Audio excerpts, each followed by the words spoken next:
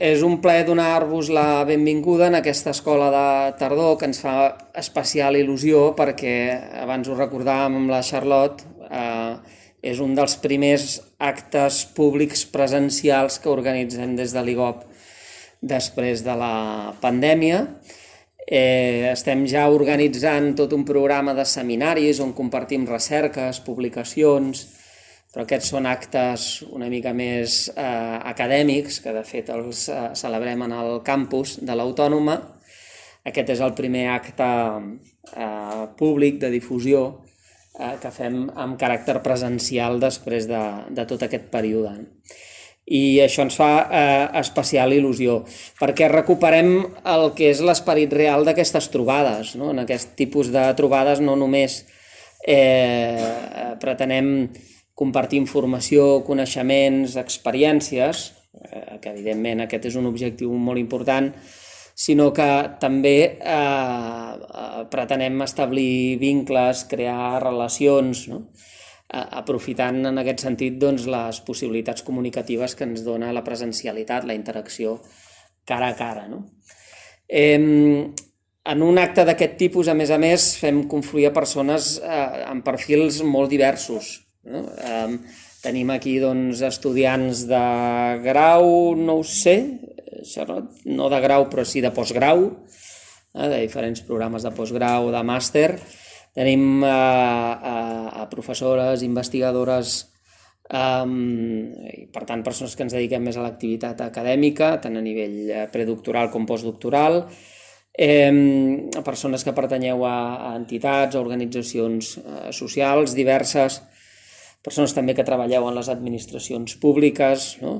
Per tant, és un espai que ens permet fer confluir a persones de perfil molt divers, amb uns interessos compartits pel món local i comunitari, però que es vinculen al món local i comunitari des de posicions diferents. I és aquesta confluència plural entre persones amb perfils diversos el que dona sentit a una escola de tardor d'aquestes característiques, com les escoles d'estiu que hem celebrat en altres edicions, i també és el que de fet dona sentit a l'escola de l'IGOP. L'escola de l'IGOP és bàsicament un espai de transferència social de coneixement, entenent que aquest procés de transferència social de coneixement és un procés sempre bidireccional, de la universitat cap a la societat, però també de la societat cap a la universitat. Això connecta molt, per tant, amb el que de fet és l'esperit ja no només de l'escola de l'IGOP, sinó de l'IGOP com a grup de recerca.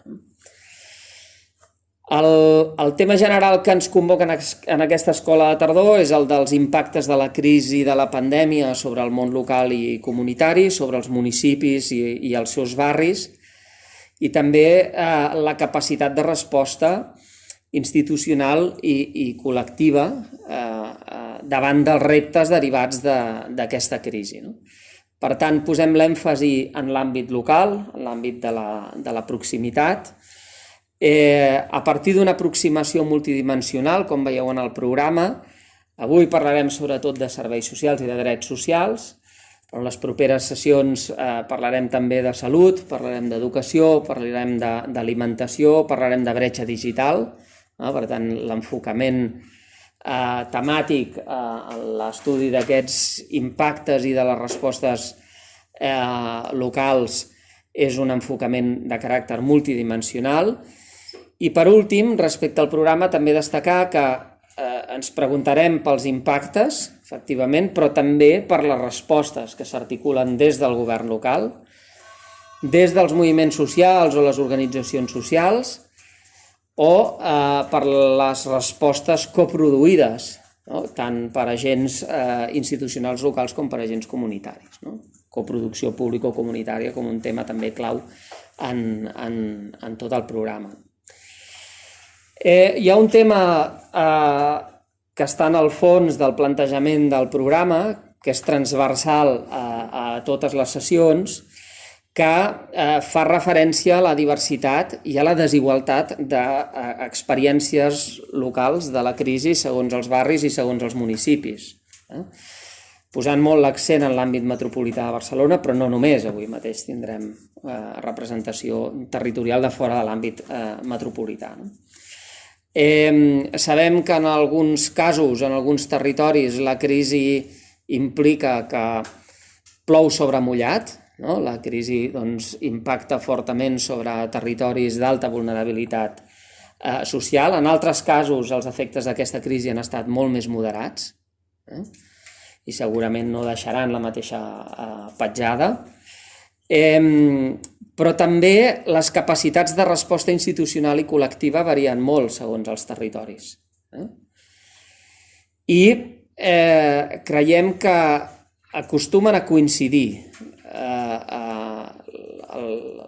la gravetat dels impactes de la crisi amb també les capacitats de resposta. De tal manera que en aquells territoris on els impactes de la crisi són més forts, també les capacitats de resposta acostumen a ser menors, tant des d'un punt de vista institucional com des d'un punt de vista d'organització col·lectiva. I en canvi, on els impactes han estat més moderats, les capacitats institucionals de resposta acostumen a ser més fortes i potser fins i tot ens podem trobar amb un teixit social i comunitari més ben organitzat, per tant, amb més capacitat de resiliència davant la crisi. Clar, això significa que se'ns està generant o aquesta crisi contribueix a generar un territori molt més fragmentat i molt més desigual.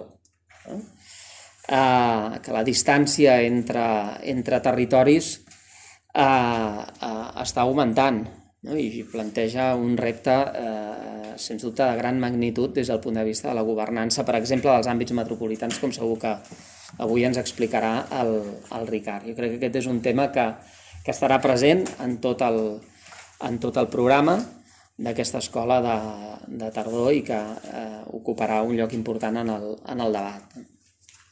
Bé, jo sense més, perquè no sóc jo qui ha de fer la conferència, sinó el Ricard, acabar amb una autocrítica. Ens hem fet una felicitació, que és la de poder organitzar un acte de caràcter presencial, que facilitarà la interacció cara a cara, etc. Però també, abans ho dèiem amb l'Ernesto, no és un acte amb la quantitat de gent que ens hagués agradat de fer, que ens hagués agradat tenir, segurament no hem fet la millor difusió possible d'aquest esdeveniment. L'autocrítica consisteix, o més que una autocrítica, és un repte que ens plantejàvem abans amb l'Ernesto. El repte d'intentar organitzar aquest tipus d'esdeveniments creant sinergies amb altres institucions, amb l'IRMB, amb l'Agència de Salut Pública de Barcelona, amb els moviments socials.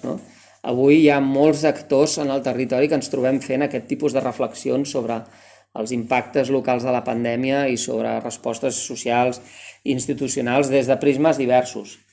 Potser és hora de fer confluir aquestes iniciatives i de crear sinergies per organitzar esdeveniments al voltant d'una agenda que és compartida.